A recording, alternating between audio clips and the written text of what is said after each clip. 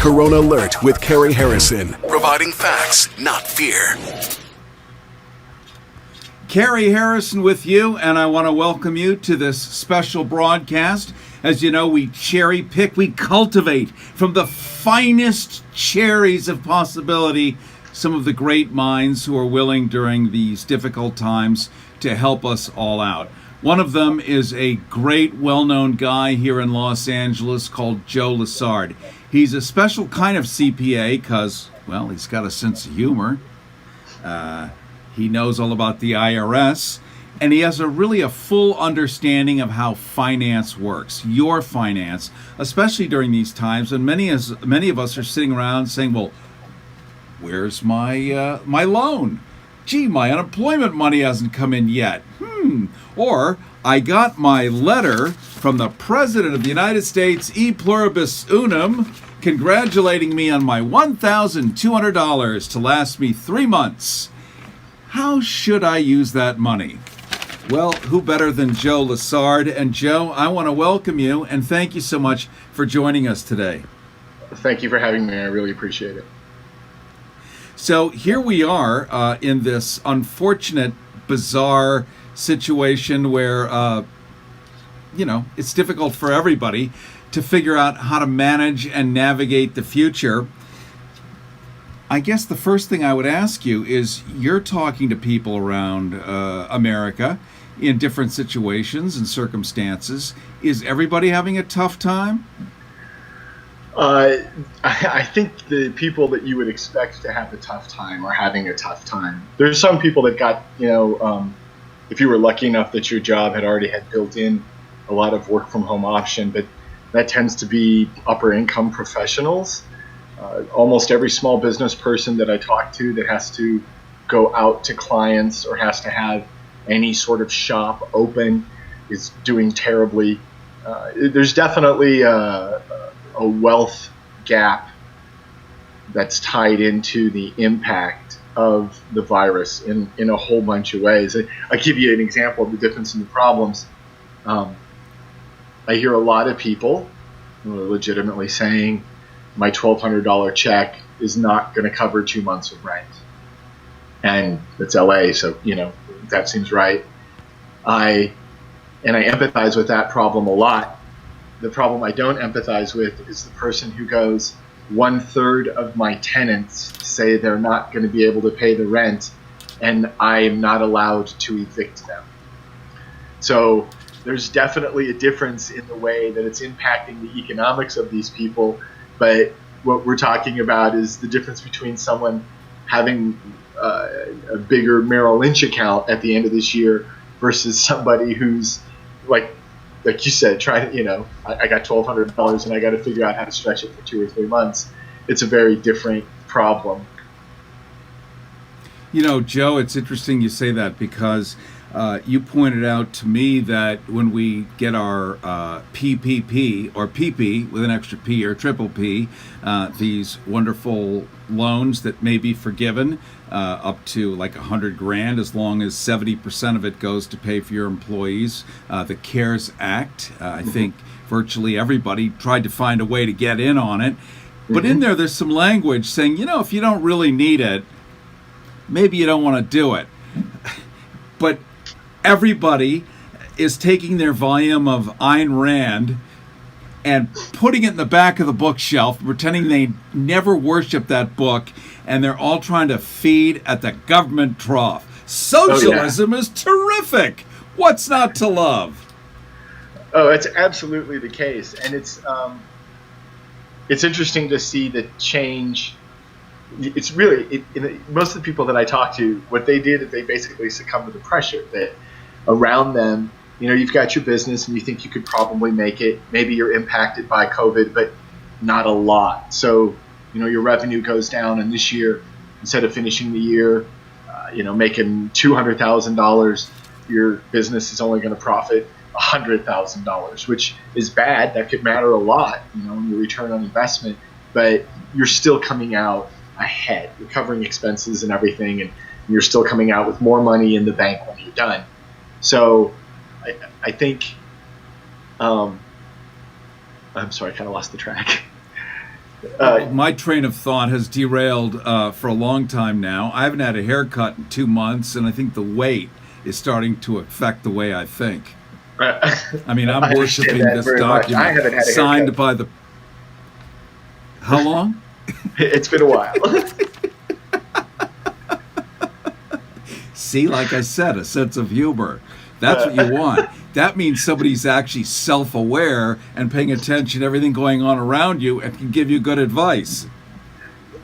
Try. Sorry about that. Couldn't help give you a compliment there.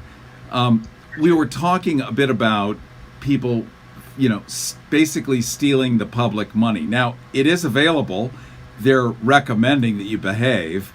But Jesus Christ, when you've got trillions of dollars handed out and basically nobody's looking, everybody wants a piece of it. The problem is many of us, the ones who really need it, can't get it. And I'll just give you an example. We all know that the big corporations, the multinationals, the huge companies in this country have these personal bankers and accounts at Wells Fargo. Wells Fargo famously having invented 30,000 make-believe customers so they could charge fees, and forget that. But that big company can call his banker at Wells Fargo and boom, first come, first served, he gets that money. The rest of us are still waiting. I'm on the tarmac with my lights blinking, still waiting to hear back at all from my little piddly submission. So, not that you can augur the future, but is there hope for us? Oh, yeah, I think there is. There's, those first people who came through, they did that pretty quick. And like I said, I never remember what you were talking about on the earlier one.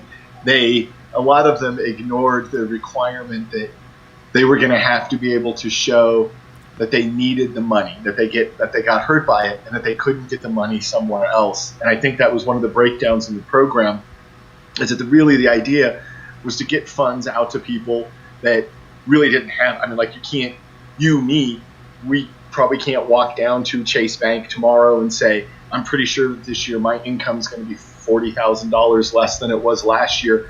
It's going to be really hard for me to pay rent.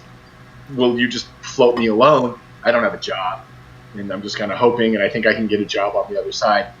We don't get that loan. Shake Shack can go and get that loan. Ruth's Chris can go and get that loan.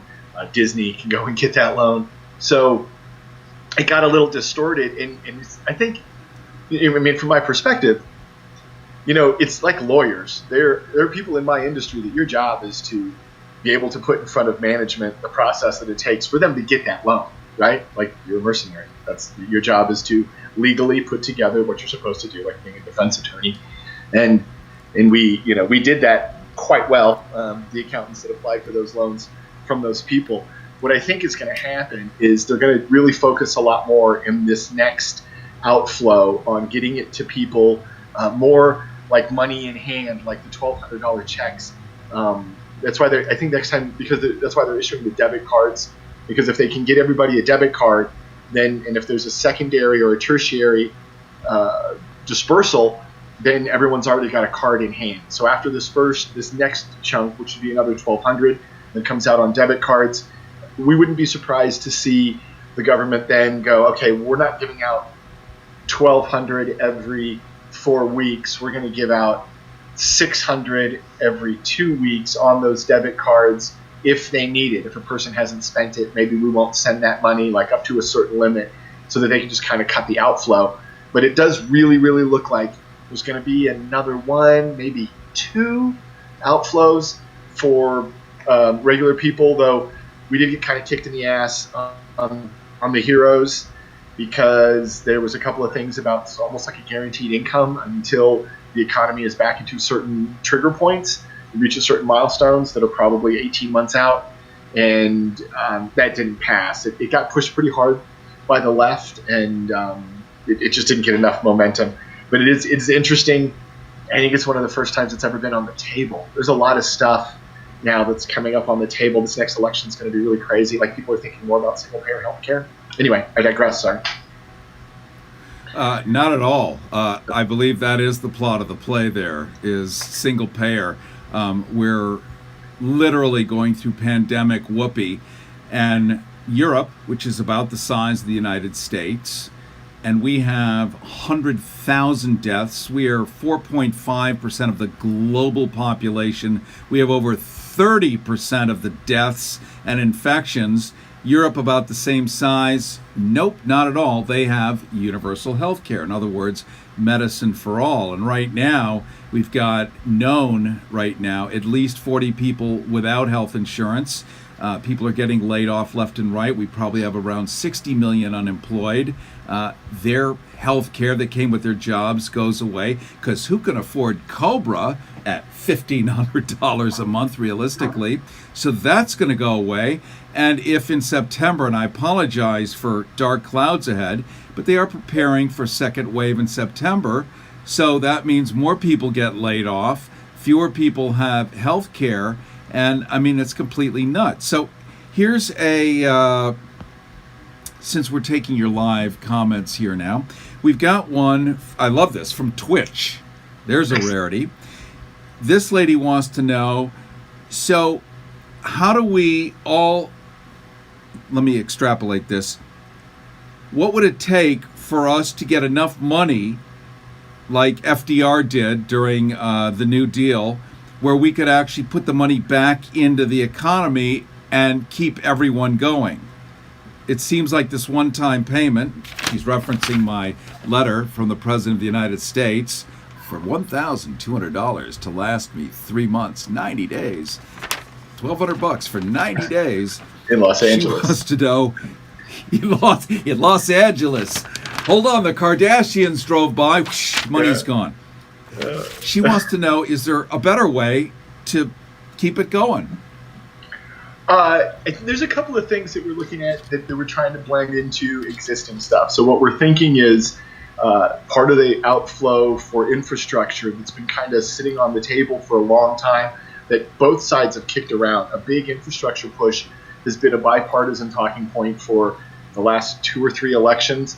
Some people that look at that and that are doing predictions for those industries are thinking that we're finally going to crack through this, because if we do that, infrastructure push is a really great way to put money into the hands of that medium level, $30,000 to $60,000, $70,000 a year worker, probably has a family. There's a lot of them. They're already in place and they're just ready to go. So we could see the big infrastructure push happening, and we really believe that as this goes forward, the SBA and other loaning organizations are going to be much more open and kind of loosen up the strings a little bit to make it more possible for people that have good business plans, people that are putting together good opportunities right now, to turn those dreams into a reality. I'd have to say that if you were, man, can you imagine the difference that 2 months make? You were sitting there thinking of opening your bakery. You found a good little spot. You just got it opened. And then this hit. And you just, it just hits you, and now you have to cover this, and you don't recover. That's a lot of people. But there were a few people that were 2 weeks away from opening theirs, and this hit. And those people are still out there. And what we're hoping is that those people will have the opportunities put in front of them to jumpstart the dream that they already had in place. The economy was good. People were trying to do some things. If that works out, if the government properly injects the funds at the state and local level, if all those governments really focus at those business people, then you get the multiple. Because, if we, it goes back to this rule. We got this rule about how many hamburgers, like policy has to generate hamburgers, because, a person, if I make it possible for 100 people to go buy an extra In-N-Out burger, that's an extra guy who gets employed in In-N-Out, and there's all this stuff in the chain. If I give that same money to one person, they can only eat one burger that day. I'm not getting the multiple on it. So really what we're looking at is how much can we focus to give the money to the people that are going to go out and buy groceries, buy In-N-Out, put shoes on their kids' feet, as opposed to people that are going to put it in their Merrill Lynch. So there's going to be some stuff to balance it out. It's big systems. It's lots of people. it's going to go wrong in places. There's going to be stories about the people that jerking around, but I think most people will get some level of relief. For some people, it's not enough. That same $1,200 check, that is 3 months in Kansas. That is 3 months in Iowa. Just not here. Interesting you say that, Joe, about the 100 hamburgers, because I think even vegans and vegetarians now are going to be willing to eat some red meat.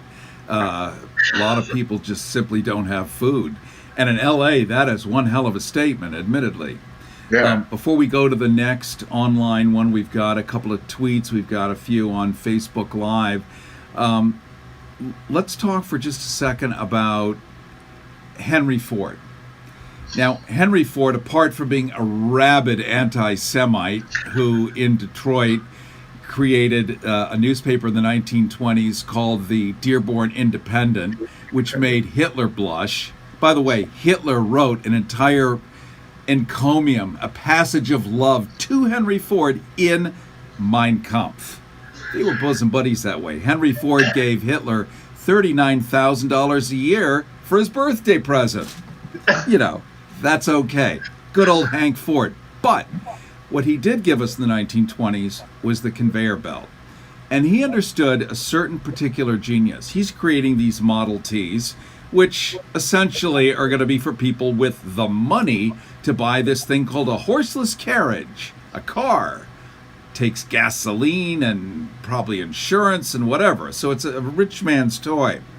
So he creates the Model T where his own employees can be his customers. And I'm talking about your 100 hamburgers here. So Henry Ford's own employees could buy their own cars. And of course, Henry Ford got really rich doing it. But they were also able to participate in economy and actually start to do something called commuting, which meant they could get jobs in other towns, which expanded the global economy. And I think that's what you're talking about here, Joe. Oh, yeah. And I think there's a lot of stuff that's going on with that. Another thing that's getting a big push besides like what we were talking about with single payer is increase in minimum wage and accelerating the time frame for different places. You know, there's some, like, it's weird. Arizona has been accelerating it for years of all the states. Why that one? But so on one hand, we're looking at it saying programs to push minimum wage get more momentum so that those people can do the things that they're supposed to do. You know, they drive the economy. Then you get your 100 hamburgers. One of the problems with it, though, is traditionally, if you raise minimum wage in certain places, your landlord knows. And if your landlord knows that you were making $1,500 a month and that you just got the government mandated minimum raise and they think you got another $100 in your pocket, it makes it a lot easier for them to talk about raising it up, the rent. And so that pressure is normally sitting there. But there's some people that are talking about it saying maybe right now the landlords are just happy to get any rent at all. So that if you could just raise the minimum wage for people that are working just at normal level, just make sure that they get that particular wage, find some way to bump back, like as crazy as it may be, Trump saying that we may suspend the payroll tax. If they did something like that to offset the minimum wage thing, then you'd have people bringing home a lot more money and just going out and buying more In-N-Out burgers.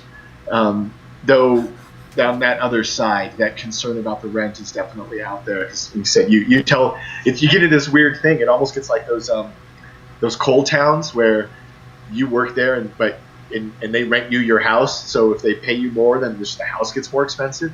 And it's more disconnected in our current economy.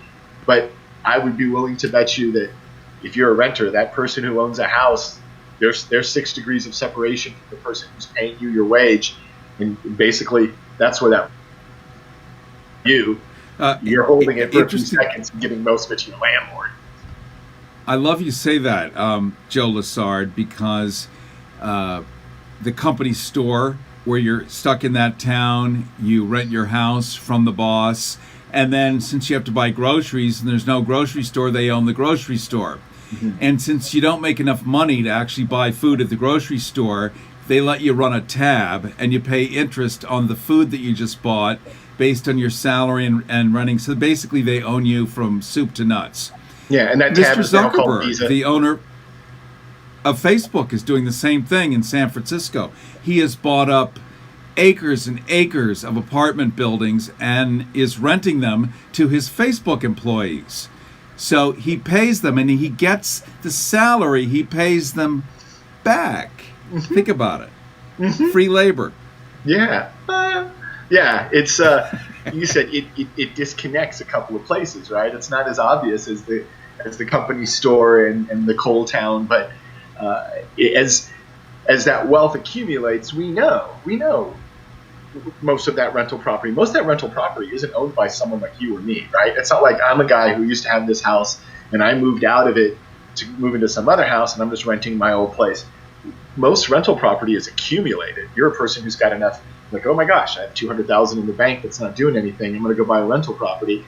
And that accumulation, that whole thing that's going on, it's putting a really messed up pressure on renters. And I think that what's like when they talk about the stretch on the recession, how long they think it may go, or the chances of that recession coming up, the play on the rental rates and how accommodating landlords are is going to go into it a lot. You get into the formula, you say, you got a choice.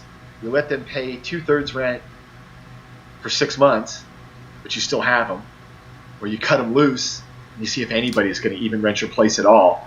And if you don't collect rent for 3 months, you lost on the deal. Where will the landlords break? And right now, it looks like landlords are being more conservative. They're being nicer to renters. But as momentum comes on to like open the state, they're going to go back and say, how soon can I evict again? And there's a real fear that there's going to be some pressure on that. That's that counter pressure to all the funds that we can get out to people at a working level. That rent thing is sort of a counter pressure to that. It gives us some fear that could drive or be a part of the trigger of the recession that might be coming in 15 months, 12 months. Carrie Harrison with you, and we're live streaming to you, doing a special 1 hour. We try to do these every day at 2 Pacific, 5 Eastern, and bring on cool experts willing to, on their own dime, share some of their insights with you during these very difficult times. We're talking to Joe Lessard. He is opening a brand new business, by the way, in Los Angeles, because he's like a really good guy. So I think at Joe Easier is your Twitter handle. Speaking of Twitter, Joe, we have a tweet here from somebody who wants to know the government. I'm extrapolating again because it's hard for people to be articulate in 140 characters. But how does the government pretend it actually doesn't know what to do to help us all out? I guess they're asking you because you've dealt with IRS and government people before in the past. They want to know, how do they pretend like they just have no idea? I think you get into the thing about big systems, and you got to realize we're talking about some of the biggest systems in the world, of outputting some level of funds to some degree that they're trying to make fair and real. I would guess. I mean, generally, in my experience, if you take 100 people, if I take a poll of 100 people and I talk about some government program that was supposed to reach them, 60 to 70% are going to say it worked out correctly, and the other 30 or 40, it's not, for various reasons and varying degrees, because it's big systems. So I'm confident that there are people that are not going to get treated the way that they should have been treated. I think the government is making an effort to try to get that, but they're playing, you made a great point earlier about that, the Ayn Rand thing, that you get all these people that say, like personally, I have a phone number for the IRS. I'm a tax preparer, and as a result, I can call the IRS back line. I call the IRS back line, the special line for me, and I have a 2-hour wait. And the people that go to work for the IRS, they're not the cream of the crop. It's a government job, and it tends to be people that can't go out into industry and get a good job. And when we're dealing with that particular government institution, which I deal with regularly, you see how handcuffed they are. They just have no kind of funding. So when you're something like the IRS or the SBA and you have less than 50 employees and you're obliged to produce 3 years worth of loans in a 1 month period or a 3-week period, it does tax you. It did get beyond the capabilities of the institution. But I feel like they've gotten traction now, and most of the people that I know have better stories about collecting their unemployment, and most of the businesses that I've dealt with have better stories about getting their PPP loan.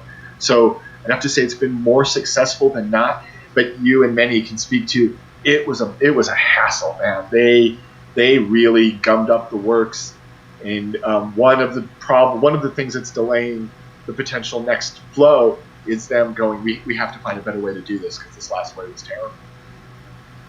So, Joe Lessard, you indicated earlier in a comment that the banks have some kind of law or stricture that they can't just deliver the money the way that we think they're supposed to, or the way the government kind of led us to believe that they're supposed to, that they actually have to do something in order to release it. So that's been part of the backup. Yeah, the banks have always had this not always. Basically, as a result of like terrorism and drug deals, the banks have had a requirement for like 20 years, 30 years. You have to know your client. So it was a lot easier. And it ties so much into that point we said earlier. So person reads in news, government is dispersing funds, calls Bill, the banker that he knows, Bill, what do I have to get together so that I can get these funds? Bill goes an extra mile for the guy, comes up with some information and says, this is what you got to do. I'll get you a spot in the line, because Bill knows this guy inside and out. That guy has the money to be able to have that relationship, mostly through loans. And people have this tendency to view it that poor people get loans. Poor people don't get loans. When they have to get loans, they get loans. Rich people get loans because they have massive amounts of leverage. So for them to go out and say, I need a $200,000 loan on that $1 million property, they know they've got the money to pay it. They get the loan. That person's a great relationship with the bank. Many people that we know, they have a checking account. They've never gotten a loan. So the bank has this know your client requirement because of things like big money transactions. And when they started doing this, the banks went to the government and said, allow us to suspend the know your client requirement to get this money out the door. And the government basically waited 6 weeks to say, okay, yeah, kind of loosen it up a little bit, let the money go out to where it can.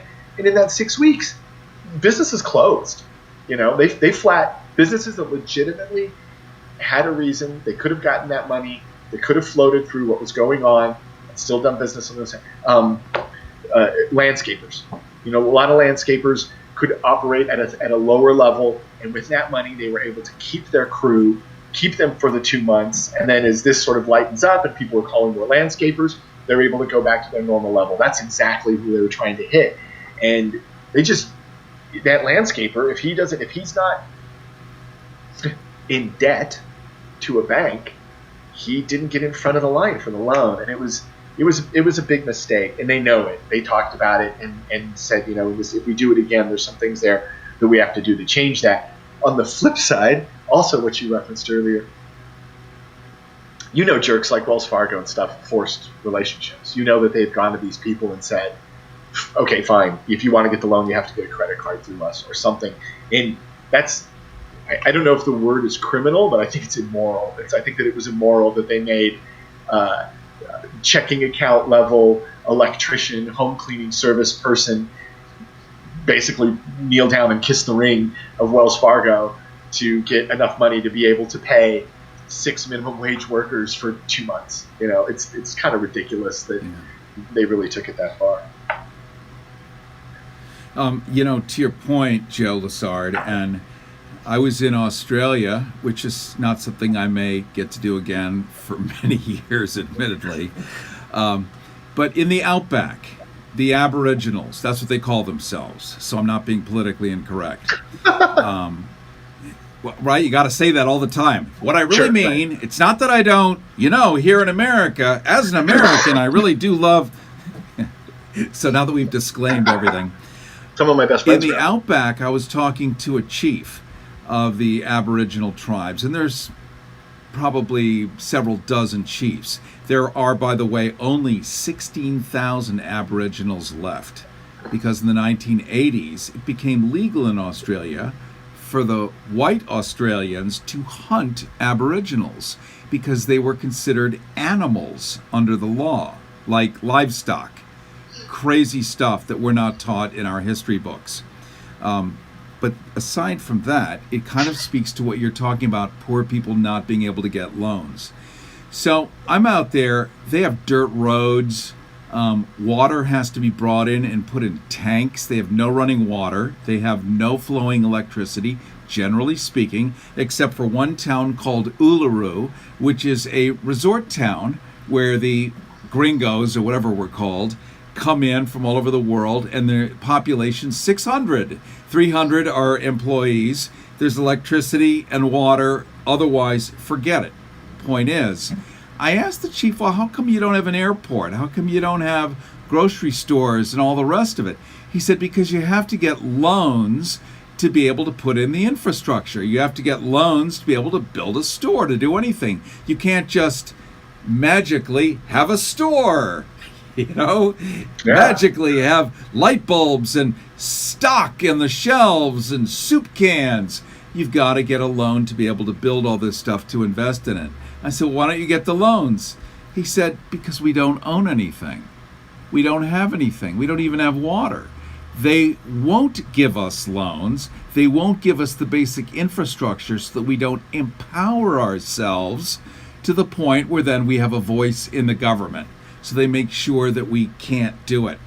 And I think that's kind of the same system of the old economy that seems to be going away now, and an opening is coming up for a new economy. Maybe it's a green economy, maybe it's this or that.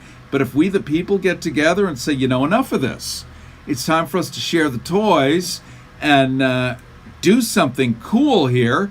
We've seen the Earth here in Los Angeles. You can climb up Runyon Canyon and you can see Oceania Pacifica, which you've only seen on maps. It's called the Pacific Ocean. You can actually see it. It looks blue. It used to look gray, as you recall. The air doesn't have a color. It looks like air. In other words, it doesn't look like anything. Why? Because people aren't driving. Oh, yeah. I mean, I'm not making this stuff up. We all know this. It's kind of cool. So this is kind of a new opening here, I think. You're probably hearing that buzz, Joe. Oh, yeah. And I actually went up to the top of a lake in Altadena and just looked. I said, man, I could swear I could actually see the ocean from there. It's really pretty nice. That's really pretty nice. I think that your point is spot on, and I'm wondering as this goes on and we see this new economy and these changes that are happening, it's there's going to be people that take advantage of the opportunity of this shakeup, and what we're hoping is that, you said, going back to that importance of the worker and the recognition of what goes on with what's going on with wealth consolidation and how far it's going. It's because it's really too far, and this is just amplifying. The problem is hitting a lot of people, and this is just making it look a lot worse. But what the problem is that the power sits with the money. You would have to have the money people go, okay, we're going to let it go. I read this great article about how much businesses used to be connected with community. Like, you used to know if you went to a place, the high school, like the stadium was built, or the scoreboard was built by the auto dealer guy, right? And there's Mr. Johnson owns 3 stores, and he built the Little League baseball field. And they don't do that anymore. That whole giving back that businesses used to do to the community, that seems to be gone. And if that's gone, what means does a society have to replace that? Or does it? Just like, do we go back to that whole thing about, is it important for stakeholders, and as long as their bank accounts get bigger, then what the company does is fine, and they don't care about the community? That needs to change, right? Like that idea of the bigger stakeholder. I'm an accountant. One of the rules for us is that you do what drives the best interest of the stakeholder, whoever that stakeholder is. And we kept screwing it up and making it tighter and tighter, and the stakeholder became a person who owns stock. And I think now, I hope even more now, we're realizing that a stakeholder is the family of the employee, the landlord of the employee, the shops that serve that employee, the community that the employee lives in, the city that collects his taxes from that employee. That it's much bigger, and it's really easy to crap on one guy, right? Like, oh, I crapped on this one guy, and hey, big deal, I'm not going to give him a raise or something. And I think people, hopefully more and more, maybe Maybe the change is that better people own more businesses now, so people don't have to work for as many crappy people as they had to before this. That some employees can be more selective and reward better bosses and treat better bosses better, give them loyalty, make more sense. After this next question, we're going to get into that cream of the crop and where this is all going. We have a Facebook question here from Steve. Are PPP still being distributed? Yes, slowly and poorly. If you're not in the line at this point, you're probably not getting it. If you are in the line at this point and you've already gotten your, I can't remember exactly what it's called, SBA bank loan number, then you are at a certain point in the system where it should continue to flow for you. That is not where the banks are cutting it off. Like, the banks will take applications beyond where the SBA says you'll be in the system. So I would caution anyone who is hearing their bank go, just get your stuff in here. Let's get it going. We'll get your application in, and we'll get you the money.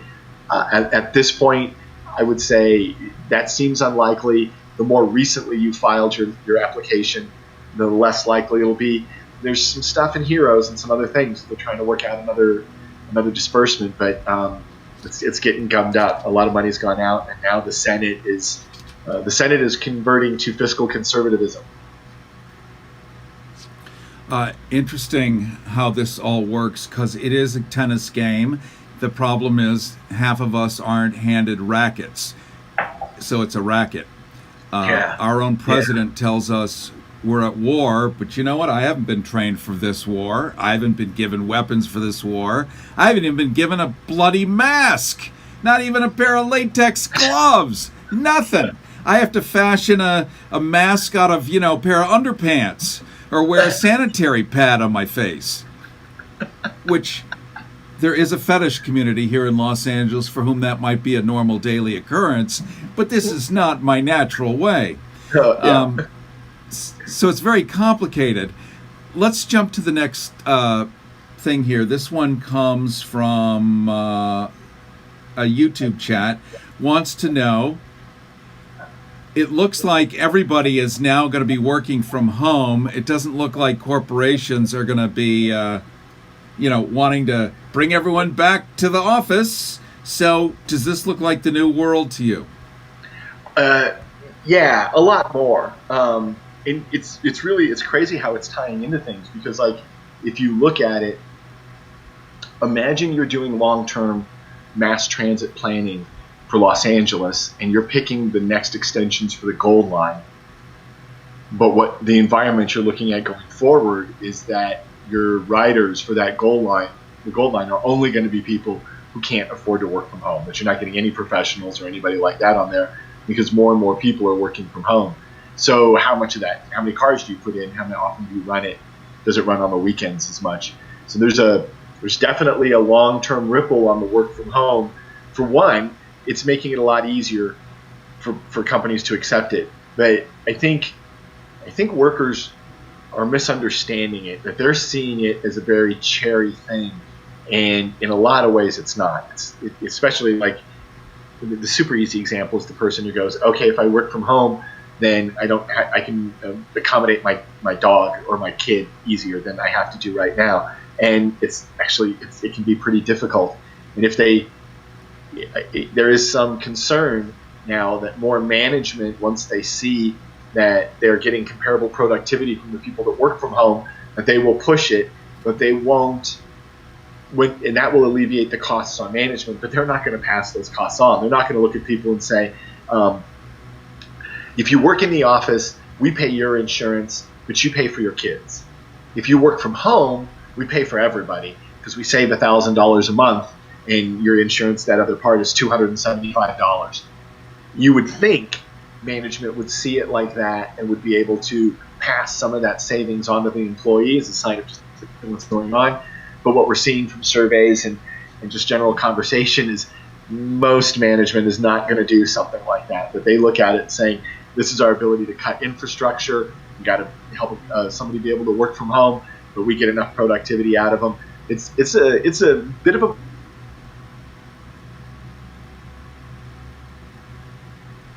Looks like Joe's video froze for just a quick second. Carrie Harrison with you. We've got probably another 10 minutes left, taking your live questions here, talking to Joe Lessard, who is one of the best CPAs in all of Los Angeles. He's well known for doing a lot of on his own dime, showing up like this and just helping regular folks like us sort out this money madness that we're all going through, a debt that we never imagined we'd have 2 months ago, situations that we never thought we'd face, impacts that are just crazy and unpredictable. So helping us sort through that. We're going to jump back to him as his video unfreezes in just a moment.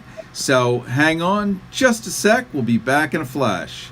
Don't fight the IRS alone. The Tax Doctor is here to help you negotiate your tax bill and reduce your stress. If you owe $10,000 or more, do not call the IRS alone. Call a Tax Doctor now for a tax emergency analysis.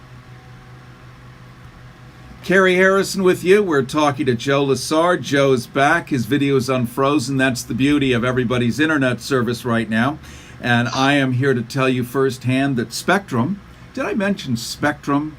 Am I allowed to say Spectrum, who provides my internet, sucks.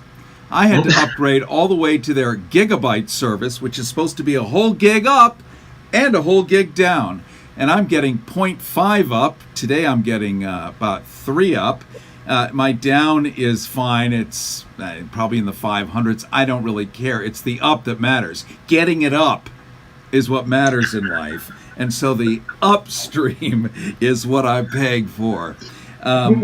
But the nodes in the garage of this apartment building that feed 40 units, and I'm in Marilyn Monroe's very first apartment. They all live somewhere. Sooner or later, you're going to live in one of these places. The nodes that feed all these different apartments are burnt out. Why? Because they won't replace them. Why? Well, because it might cost them 10 cents. Meanwhile, they're getting $120 for the gigabyte service, plus installation, which was literally a click of a switch or a touch on an iPhone for them. But that's okay. I'm not complaining. I'm damn lucky to have internet service, according to them. There, I feel so much better, Joe. Back to cream of the crop. So much of what we're looking at today is what happened in 2 weeks would have taken 5 to 10 years for corporate America to do, which is to stop paying for people's second home. What do you mean, people's second home? Well, you have your own home or your apartment, whatever, you rent it, you own it, and then you get in this vehicle and you commute to your second home that the company pays for. They give you your own bedroom, we'll call it a cubicle, a chair. They pay you while you're getting coffee. They even pay for the coffee. They pay you while you're gossiping. They pay for your vacation. They do all of this. Well, that is fundamentally over for a whole lot of millions of people. If you haven't been able to pull it together at home, get your printer to work, get your internet to work, even if you have Spectrum, you're kind of screwed, because now it's work from home. They don't have to pay for your second home. They've now saved millions of dollars, and they're going to try to replace all of us. And I hate to be the bearer of this kind of news, but it's really important to understand. They're going to replace us with AI, artificial intelligence, which doesn't cost anything. It doesn't take a vacation. It doesn't drink coffee. It doesn't gossip. And it doesn't use air conditioning. And it doesn't need health care. So the challenge for many of us is to figure out what is it that we know how to do that a computer cannot do. And that's kind of a new world of finance that we're all going to be looking at, Joe. Yeah, it's have the non-exportable, the non-outsourceable, and now it's the non-replaceable with a robot or AI type of job. Well, one of the good things about that is a lot of the people at that, the lower brackets, a lot of the people that are working 2 or 3 jobs, that you can't replace it with a computer. Though I say that, they've got those horrifying kiosks at McDonald's where you just go up and you push the buttons and then it's an order. Like, they've replaced people like that. So at a certain point they can, but there's definitely going to be a lot of trimming going on for the next 15 months. I feel for people that that are looking at not being able to get back in with their current skill set. I mean, I think that, maybe I hadn't really heard anything about it, but boy, wouldn't it be great if they really focused a lot of money on some job training or making it easier for people to go to college on a tech or something like that and come out of this thing. People who maybe were afraid to do it before, they have the comfort of their job and it stopped them from doing something that they wanted to do. I guess that would be an upside on this whole thing. There's going to be some economic Darwinism that's going to go on here.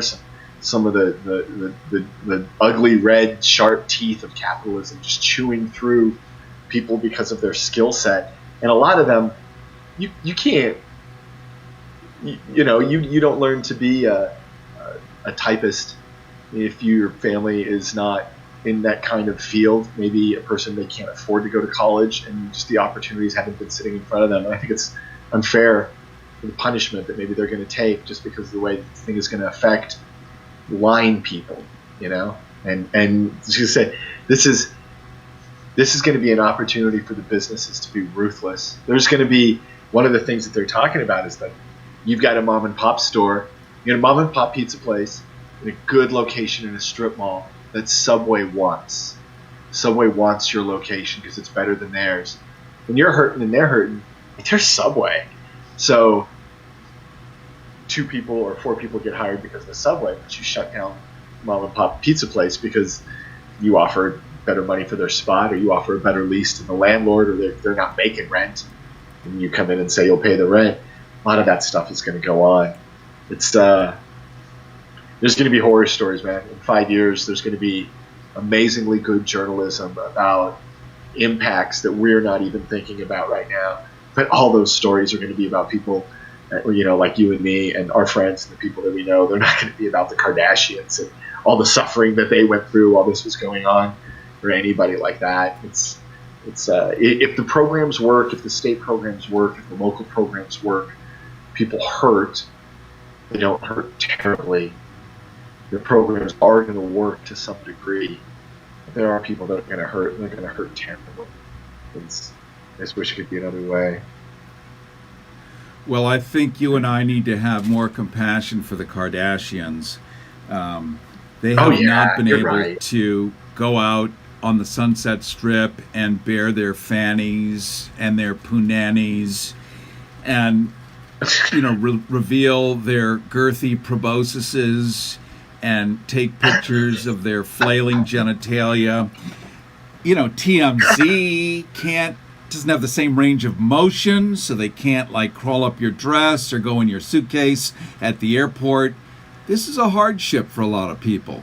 So we need to have compassion, and I need to be probably less sarcastic, but I just can't help it.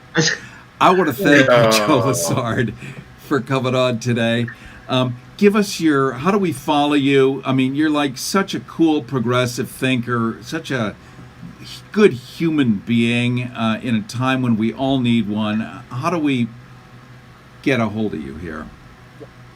You can follow me on Twitter at Joe Easier. You can go to my website at joeeasier.com and find all my contact information in all the various ways. I'm pretty easy. You can find any CPA in Los Angeles with Google, so we're pretty easy to find. I really appreciate you having me out here. The function, when we really get to a core of it, a good accountant provides information. That's the job, is to provide information to the public. That's the P in the CPA, So I appreciate the opportunity to just give some more information out there that people can use. So definitely, if you're looking for a good P, then get a CPA. I have found his advice, his humor, and this relationship, because you pick your CPA, by the way. Don't just blindly go in. These people handle the way you're going to interact with business and life, help you know where you're being dumb and having 6 redundant Netflix subscriptions you didn't even know about when you only need one. Or you could be smart and do the socialist thing that I do, which is share your internet with your neighbors instead of paying a fortune, $100 or $80 for your slice of the pie, and then they have theirs and their firewall and their passwords. Just get one with a lot of bandwidth and share it with your neighbors. Now you've just saved a pile of money. Think of it like military. Everybody gets military access. It's not a problem. It doesn't get weaker because everybody gets the access. Same thing with your internet. Same thing with your Netflix. I'm not recommending it. I'm just saying some people may have figured out this little equation and it doesn't really hurt. I know I'm not a joke, but I'm so glad you came on today. Thank you. Thank you very much. And we'll do another live one down the road. Stay well, my friend. I know you're in Tucson, Arizona at the moment, so head out to Sedona if you can and feel the vertices. Feel wonderful, yeah. There's vertices, right? The vortex. The convergence, yes. Sedona and the convergence. Go meditate in Red Rocks. Yeah, absolutely. Okay, rev up. When in doubt, rev it out. Carrie Harrison with you. Yeah. Having very much enjoyed speaking with Joe Lessard, CPA. You can check him out at Joe Easier, and we'll be back with more of this down the road. I appreciate everyone's time and spending time with us today, and be well. We'll see you in another live stream. Don't fight the IRS alone. The Tax Doctor is here to help you negotiate your tax bill and reduce your stress. If you owe $10,000 or more, do not call the IRS alone. Call a Tax Doctor now for a tax emergency analysis.